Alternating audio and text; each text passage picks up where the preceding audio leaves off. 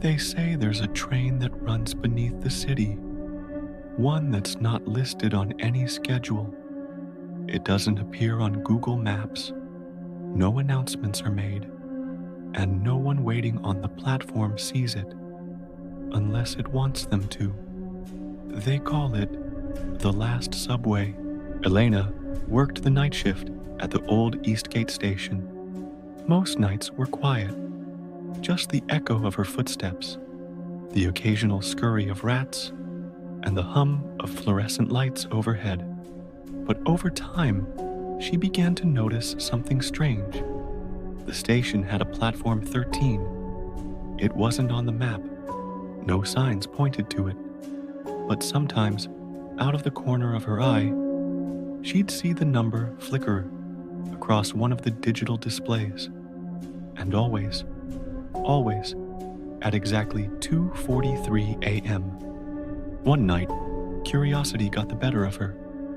She waited by the tracks past closing time, hiding in the shadows of the pillars.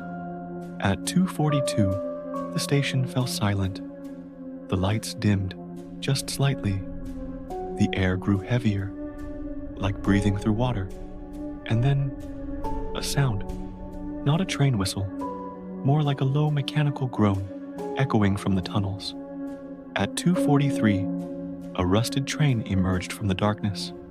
Its headlights were dim, the windows clouded. Its paint was peeling, like it hadn't seen daylight in decades. The doors opened, empty, waiting. Elena stepped on board. The inside was cold, too cold. Her breath fogged the air. The seats were cracked vinyl, the floor sticky with something dark, and in the reflection of the window across from her, she thought she saw someone else sitting there. But when she turned, nothing.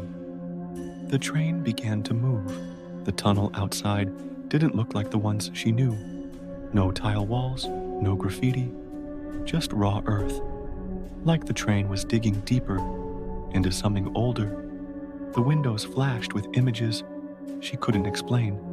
Her childhood bedroom, a funeral she never attended, her own face, staring back at her with no eyes. She tried to scream, but her voice didn't make a sound. And then, she wasn't alone. A man sat across from her now, wearing a torn business suit.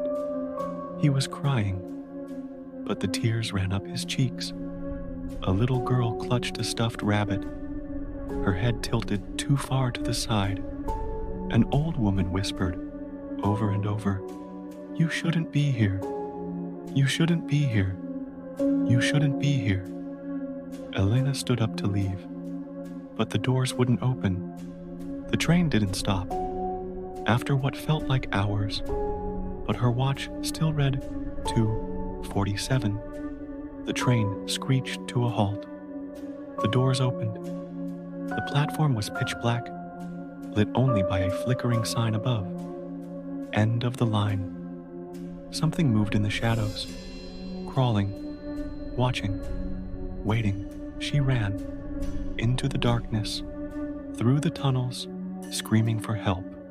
And then she saw it. Another train, the same one, rusted, still, waiting.